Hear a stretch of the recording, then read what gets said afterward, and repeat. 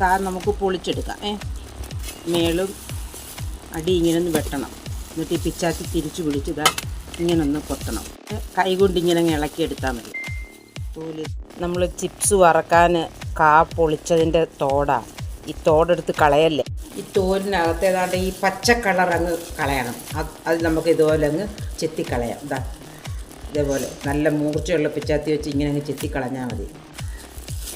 ഇതേപോലെ എല്ലാം നമുക്ക് ക്ലീൻ ചെയ്തെടുക്കണം. ഇതിന് ഒരു ബൗള് വൻപയർ വെള്ളം ഒഴിച്ച് നമുക്കത് കുതിരാൻ വെക്കാം. ഈ വൻപയർ നമുക്കൊന്ന് വേവിച്ചെടുക്കാം. ഇതെല്ലാം കൂടെ ഒന്ന് ചതച്ചുകൊണ്ട് വരാം. വെളിച്ചെണ്ണ ചൂടായി അതിനകത്തൊരു കടുക് ഇട്ട് കൊടുക്കാം, ചുവന്നുള്ളി ഇട്ട് കൊടുക്കാം, കറിവേപ്പില ഇട്ട് കൊടുക്കാം, വറ്റൽമുളക് ഇട്ട് കൊടുക്കാം. ഒന്ന് മൂപ്പിച്ചെടുക്കാം. അത് മൂത്തു അതിനകത്തോട്ട് നമ്മൾ കായയുടെ തോരരിച്ച് വെച്ചിരുന്നില്ല, അത് ഇട്ട് കൊടുക്കാം. അത് ആദ്യം ആ എണ്ണയ്ക്കകത്തോട്ടൊന്ന് വഴറ്റിയെടുക്കാം. വഴറ്റി വെച്ചേക്കുന്ന അരപ്പിട്ട് കൊടുക്കാം, പൊടി ഇട്ട് കൊടുക്കാം, അരപ്പ് ഒന്ന് യോജിപ്പിച്ചെടുക്കാം. നമ്മൾ വേവിച്ച് വെച്ചേക്കുന്ന വൻപയർ ഇട്ട് കൊടുക്കാം. ഇത് ചേർത്തൊന്ന് ഇളക്കി യോജിപ്പിക്കാം. അത് അടച്ചു വെച്ചൊന്ന് വേവിച്ചെടുക്കാം.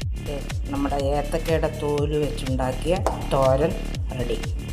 നല്ല ടേസ്റ്റിയും ഹെൽത്തിയുമായിട്ടുള്ള ഏത്തക്കയുടെ തോല് വെച്ച തോരൻ. ഏത്തക്കയുടെ തോലെടുത്ത് കളയാതെ ഇതേപോലെ ക്ലീൻ ചെയ്ത് വൻപയറോ ചെറുപയറോ ഒക്കെ ഇട്ട് തോരൻ വെച്ചാൽ നല്ല ടേസ്റ്റായിരിക്കും.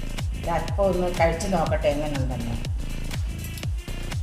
നല്ല ചൂട് ഏത്തക്കയുടെ തോലൊക്കെ കിട്ടുമ്പോൾ നല്ല വൃത്തിയായിട്ട് ക്ലീൻ ചെയ്ത് ഇതേപോലെ കറി വെക്കാമെങ്കിൽ നല്ലൊരു തോരനാവും. ഓക്കെ, ഒന്ന് കഴിച്ച് നോക്കട്ടെ.